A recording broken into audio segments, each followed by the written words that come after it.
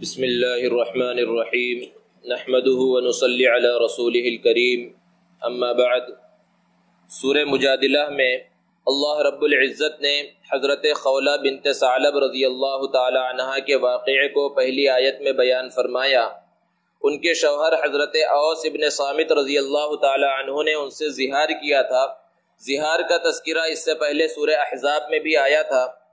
زہار اس کو کہا جاتا ہے کہ کوئی آدمی اپنی بیوی کو اپنی ماں کے مشابہ قرار دے دے اور اس کو ان الفاظ میں یہ بات کہہ دے انت علیہ کظہر امی، کہ تو مجھ پر میری ماں کی پیٹھ کی طرح ہے، کہ جس طرح ماں محترم ہوتی ہے اسی طرح بیوی کو قرار دے دے۔ زمانِ جاہلیت میں اس زہار کو ہمیشہ کے واسطے طلاق سمجھ لیا جاتا تھا، تو بڑھاپے کی عمر میں جب حضرت اوس ابن صامت نے اپنی اہلیہ حضرت خولہ بنت ثعلب رضی اللہ تعالی عنہا سے اس طرح زہار کیا تو وہ پریشان ہو گئیں اور اللہ کے رسول صلی اللہ علیہ وسلم کی خدمت میں حاضر ہوئیں اور آپ سے اس سلسلے میں مسئلہ پوچھنا شروع کیا کہ اب کیا حکم ہے، کیا میں اپنے شوہر سے جدا ہو گئی یا ان کے ساتھ رہ سکتی ہوں؟ اللہ کے رسول صلی اللہ علیہ وسلم پر چونکہ اس سلسلے میں کوئی حکم نازل نہیں ہوا تھا، اس لیے آپ صلی اللہ علیہ وسلم خاموش رہے اور حضرت خولہ بار بار اللہ کے رسول صلی اللہ علیہ وسلم سے سوال کرتی رہیں اور یہ سوال گویا کہ ایک مباحثے کی شکل اختیار کر گیا، اسی لیے اللہ رب العزت نے اس کو مجادلہ کہا ہے۔ تو اللہ رب العزت کو انہوں نے پکارا، جب حضور صلی اللہ علیہ وسلم کی طرف سے جواب نہیں ملا تو براہ راست انہوں نے اللہ رب العزت کے دربار میں اپنی شکایت کو رکھا کہ ساری زندگی اوس میرے ساتھ رہے ہیں، اب بڑھاپے میں اگر وہ مجھے الگ کر دیں گے تو میں کہاں جاؤں گی؟ تو اس کے بعد اللہ رب العزت نے زہار کے احکام کو نازل فرمایا کہ جو اپنی بیوی سے اس طرح زہار کر لے اور اپنی ماں کے مشابہ قرار دے دے تو ماں کے مشابہ قرار دینے سے بیوی ماں نہیں بن جاتی اور وہ ہمیشہ کے لیے حرام بھی نہیں ہو جاتی۔ ہاں، پھر وہ شوہر دوبارہ اپنی بیوی کے ساتھ رہنا چاہے تو اسے کفارہ دینا پڑے گا، اور کفارہ یہ ہے کہ ایک غلام کو آزاد کرے۔ اگر غلام نہ ہو تو پھر 2 مہینے مسلسل روزہ رکھے، اور اس کی طاقت نہ ہو تو 60 مسکینوں کو کھانا کھلائے، اس کے بعد پھر وہ اپنی بیوی کے ساتھ رہ سکتا ہے۔ اس کے بعد اس صورت میں اللہ رب العزت نے سرگوشی کے احکام کو بیان فرمایا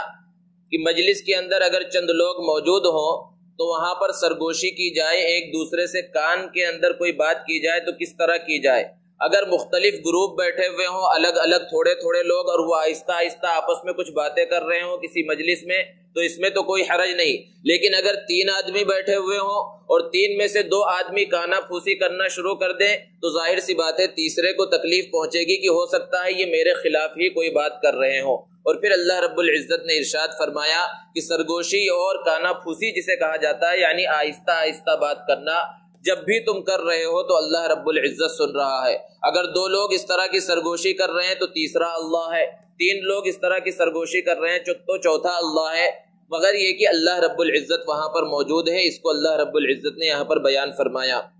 اور پھر اس کے بعد ارشاد فرمایا کہ اگر تمہیں سرگوشی کرنا ہی ہے، اس طرح بات چیت کرنا ہی ہے تو گناہ کے بارے میں بات مت کرو، وَتَنَاجَوْا بِالْبِرِّ وَالتَّقْوَىٰ، نیکی اور تقوی کے بارے میں اس سلسلے میں بات کرو۔ اور پھر اس کے بعد نبی کریم صلی اللہ علیہ وسلم کی مجلس میں جب کوئی آئے تو اس کے بارے میں حکم دیا گیا کہ اللہ کے رسول صلی اللہ علیہ وسلم کو جب سلام کرو تو اس انداز میں سلام کرو جس طرح اللہ رب العزت نے آپ کو سلام کیا ہے، اور جو سلام کا طریقہ نبی صلی اللہ علیہ وسلم نے سکھلایا کہ السلام علیکم ورحمۃ اللہ کہا جائے۔ یہودی اللہ کے رسول صلی اللہ علیہ وسلم کی مجلس میں آتے تھے تو وہ زبان پھیر کر السلام علیکہ کہا کرتے تھے، اور سام کے معنی موت کے ہیں، تو اسی وجہ سے یہاں پر منع کیا گیا کہ جب بھی سلام کرو اللہ کے رسول صلی اللہ علیہ وسلم سے تو صاف الفاظ میں سلام کرو۔ یہودی یہ سمجھتے تھے، منافقین یہ سمجھتے تھے کہ اللہ کے رسول صلی اللہ علیہ وسلم کو پتہ نہیں چلتا، لیکن اللہ کے رسول صلی اللہ علیہ وسلم کو پتہ چلتا تھا، اور اب جواب بھی ویسے ہی دیتے تھے، وعلیکم، یعنی جو تم نے مجھے بد دعا دی ہے وہی بد دعا تم کو لگ گئی، تمہاری بد دعا تو مجھے لگے گی نہیں، لیکن نبی کی زبان سے جو بد دعا نکلے گی وہ ضرور لگ جائے گی۔ تو اس کے اندر مسلمانوں کو یہ حکم ہے کہ جب بھی سلام کیا جائے تو سلام کے الفاظ واضح ہوں، ورنہ وہ بد دعا بن جاتے ہیں۔ اس کے بعد اس سورت کے آخر میں اللہ رب العزت نے 2 گروہوں کا تذکرہ فرمایا اور ارشاد فرمایا کہ ایک ہے اولئک حزب الشیطان، شیطان کا گروہ ہے، شیطان کی جماعت ہے جو غلط راستے پر چلتے ہیں، اور جو نیک راستے پر چلتے ہیں، صحیح راستے پر چلتے ہیں، اللہ رب العزت نے انہیں حزب اللہ کہا ہے، اللہ کی جماعت، اللہ کا گروہ۔ اس کے بعد سورہ حشر ہے۔ اس سورت کا آغاز اللہ رب العزت کی تسبیح سے ہوا ہے کہ تسبیح بیان کرتی ہے اللہ کی وہ ساری چیزیں جو آسمانوں میں ہیں اور جو زمینوں میں ہیں، اور وہ زبردست حکمت والا ہے۔ اس سورت کے اندر اللہ رب العزت نے یہودیوں کی مذمت بیان فرمائی ہے، ان کی ذلت کا تذکرہ فرمایا کہ انہیں ایک مرتبہ مدینۃ المنورہ سے باہر نکلنا پڑا، اور دوسری مرتبہ خیبر جو ان کا خاص علاقہ تھا اس علاقے کو انہیں چھوڑنا پڑا۔ اور حشر اسی معنی میں استعمال ہوا ہے۔ ایک تو وہ حشر و نشر ہے جو قیامت کے لیے استعمال ہوا، وہ یہاں پر مراد نہیں ہے، بلکہ حشر کے معنی اٹھ جانا اور خالی کرنے کے ہیں کہ یہ یہود جو بہت طاقتور سمجھے جاتے تھے، اور مدینہ جو پہلے یثرب کہلاتا تھا وہ ان کا گڑھ تھا، کبھی انہوں نے بھی خواب میں نہیں سوچا تھا، اور خیبر کا علاقہ بھی ان کا گڑھ تھا، انہوں نے کبھی خواب میں نہیں سوچا تھا، بلکہ انہوں نے کیا، مسلمانوں نے بھی اس بات کو نہیں سوچا تھا کہ یہودیوں کو یہاں سے نکلنے پر مجبور ہونا پڑے گا۔ لیکن جب انہوں نے عہد شکنی کی تو مدینے سے انہیں جلا وطن کیا گیا، اور پھر حضرت عمر فاروق رضی اللہ تعالی عنہ کے دور خلافت میں انہیں خیبر سے بھی باہر نکلنے پر مجبور ہونا پڑا۔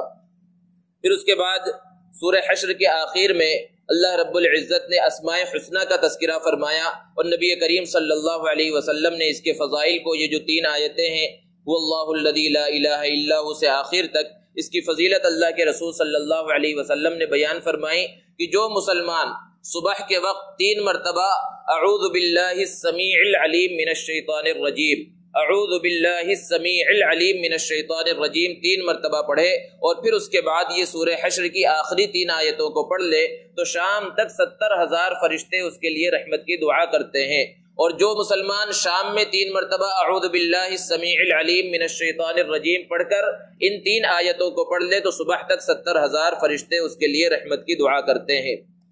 اس کے بعد سورہ ممتحنہ ہے۔ اس سورت کے آغاز میں اللہ رب العزت نے حضرت حاتم ابن ابی بلتعہ رضی اللہ تعالی عنہ کے ایک واقعے کو بیان فرمایا۔ یہ بدری صحابی تھے، انہوں نے مکہ المکرمہ سے مدینے کی جانب ہجرت فرمائی تھی، لیکن ان کے بیوی بچے سب مکہ المکرمہ میں ہی رہ گئے تھے۔ اللہ کے رسول صلی اللہ علیہ وسلم نے ایک مرتبہ جہاد کا حکم دیا، جہاد کی تیاری کا حکم دیا، اور مسلمانوں کو اس بات کی تاکید کی کہ یہ تیاری خفیہ ہونی چاہیے، کفار کو پتہ نہ چلے، ہم اچانک ان کے اوپر حملہ کریں گے۔ حضرت حاتم ابن ابی بلتعہ نے ایک خط کے ذریعے یہ مسلمانوں کا راز کفاروں تک پہنچانے کی کوشش کی، اور ایک عورت جو مدینے سے مکہ المکرمہ جا رہی تھی اس کے حوالے وہ خط کر دیا، اور ان کی نیت خراب نہیں تھی، وہ یہ چاہتے تھے کہ میں کفار کے اوپر جب احسان کر دوں گا اور اللہ کے رسول صلی اللہ علیہ وسلم جو جہاد کی جنگ کی تیاری کر رہے ہیں اس کے بارے میں انہیں پتہ چل جائے گا تو ہو سکتا ہے وہ میرے بیوی بچوں پر ظلم نہ کرے، اور جہاں تک نبی صلی اللہ علیہ وسلم کی جنگ کا معاملہ ہے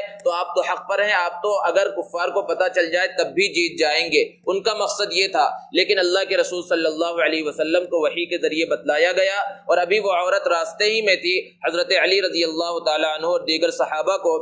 اللہ کے رسول صلی اللہ علیہ وسلم نے اس عورت کے پیچھے روانہ کیا، اور راستے میں ہی اس کو پکڑ کر اس سے وہ خط لے کر آ گئے۔ حضرت عمر رضی اللہ تعالی عنہ نے اللہ کے رسول صلی اللہ علیہ وسلم سے کہا، اللہ کے رسول مجھے اجازت دیجیے کہ میں ان کی گردن اڑا دوں۔ اللہ کے رسول صلی اللہ علیہ وسلم نے ارشاد فرمایا، نہیں، یہ بدری صحابی ہیں، انہوں نے بدر میں شرکت کی ہے، اور جس صحابی نے بھی بدر میں شرکت کی اللہ رب العزت نے ان کے اگلے پچھلے گناہوں کو معاف فرما دیا ہے۔ پھر اس کے بعد اللہ رب العزت نے حکم دیا، یا ایھا الذین آمنوا لا تتخذوا عدوی وعدوکم اولیاء،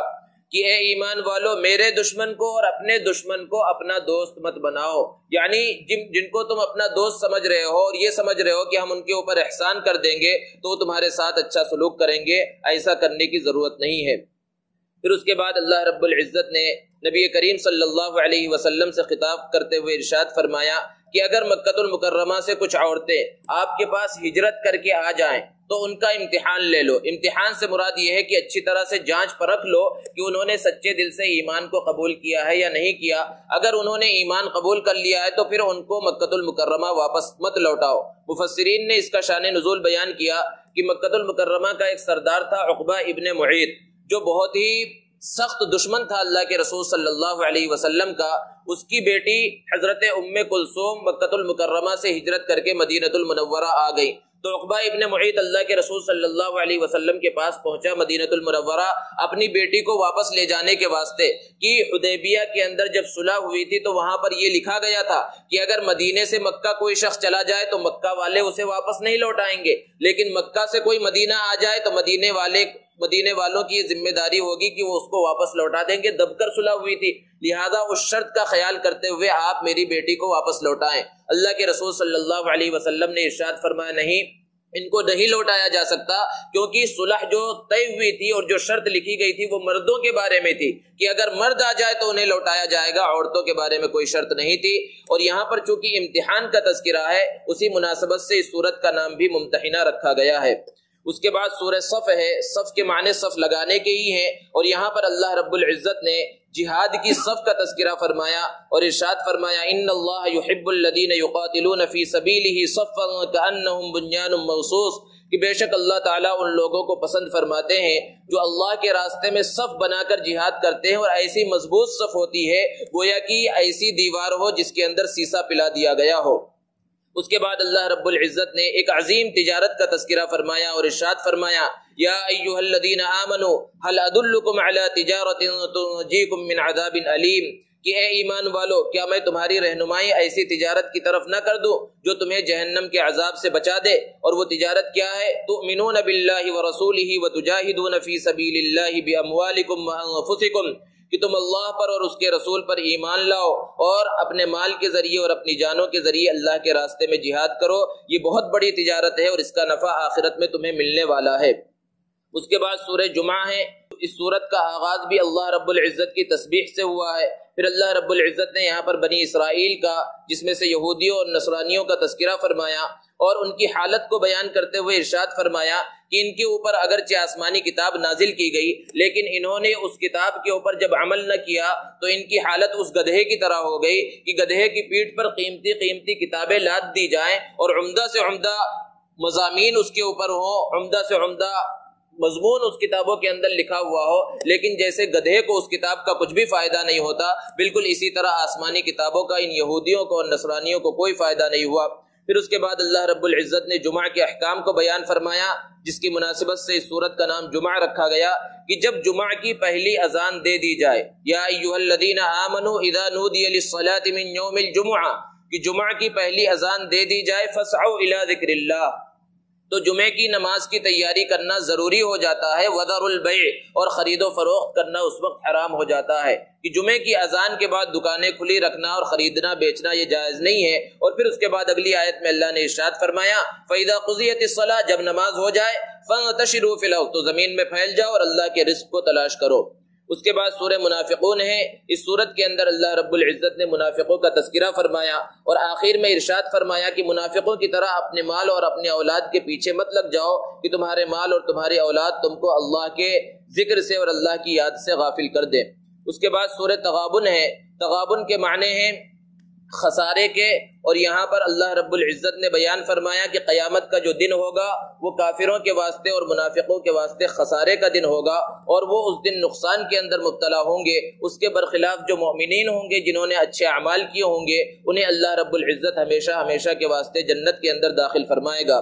پھر اس کے بعد سورہ طلاق ہے، اس سورت کے اندر بہت تفصیل کے ساتھ اللہ رب العزت نے طلاق اور عدت کے احکامات کو بیان فرمایا، اور آخر میں سورہ تحریم ہے۔ سورہ تحریم کی پہلی آیت میں نبی کریم صلی اللہ علیہ وسلم کو خطاب کرتے ہوئے اللہ رب العزت نے ارشاد فرمایا یا ایھا النبی لم تحرم ما احل اللہ لک، کہ اے نبی صلی اللہ علیہ وسلم آپ اس چیز کو کیوں حرام قرار دے رہے ہیں جس کو اللہ نے آپ کے لیے حلال قرار دیا ہے۔ نبی صلی اللہ علیہ وسلم نے کسی موقع پر اپنے آپ پر شہد کو حرام کر لیا تھا کہ اب سے میں شہد کو استعمال نہیں کروں گا، تو اس وقت یہ آیات کریمہ نازل ہوئی۔